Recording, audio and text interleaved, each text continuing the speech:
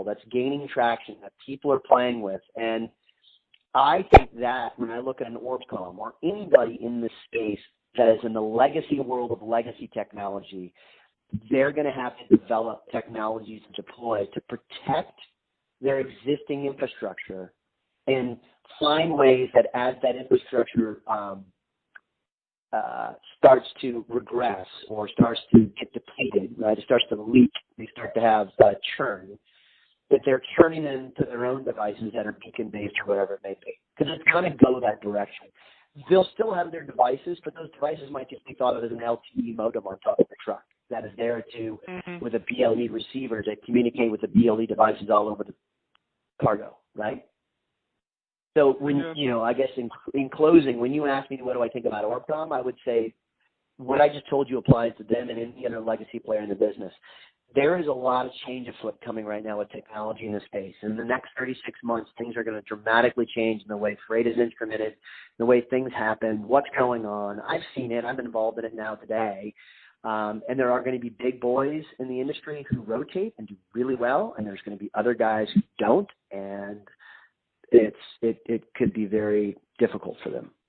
I can't say whether or not Orbcom's prepared to do that or not. I'm not inside their business. I have no idea. No, I what the product understand. There's roadmap obviously, as technology evolves, product offering needs to change and, become better. And if it doesn't, you'll be left behind. I have one more general question to the point you made earlier, about how, it's hard to be a jack of all trades, be the best in software, be the best in hardware. Right. If you're selling to an end customer, I don't know, Walmart, do they, are they, or I don't know, JB Hunt, are they,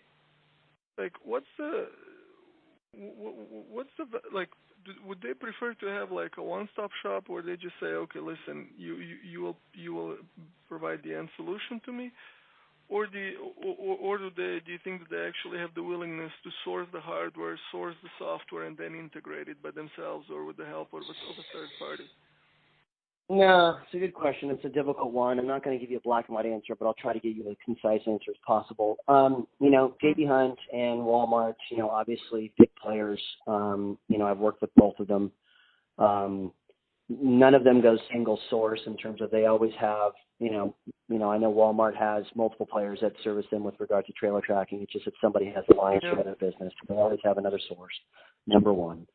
They do try to have a single source when it comes to kind of reporting output in terms of the software platform because they want to see everything in a single dashboard, right? So if it's reefer trailers and then, containers and dry vans, and then let's say if they're talking about cargo, they'd want to see that in a single software platform because that makes their life easy. If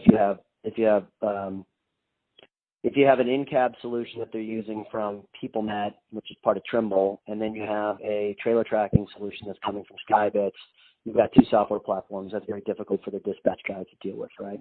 I don't think they care about sourcing two types of hardware from different players. The software, I think, is where they push for kind of more integration. But that's where you have a lot of these players like TMW and McLeod who are their TMS systems. And so that's the angle of the TMS system, right? It becomes a centralized platform for that.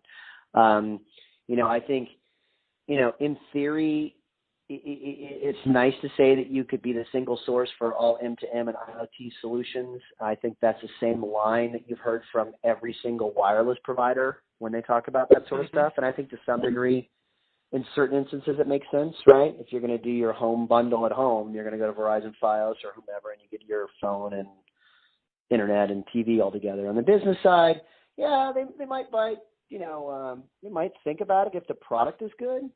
But I know that if they felt like Skybits' trailer tracking solution was better and the reefer system from Orbcom was better, they still might have two if they can integrate software.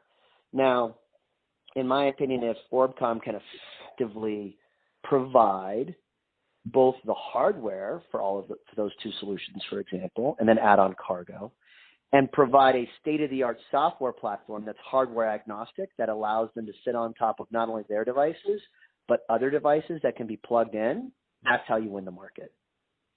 Hands down. But you have to be able to execute on that. The company that's going to win the market in the logistics space is going to be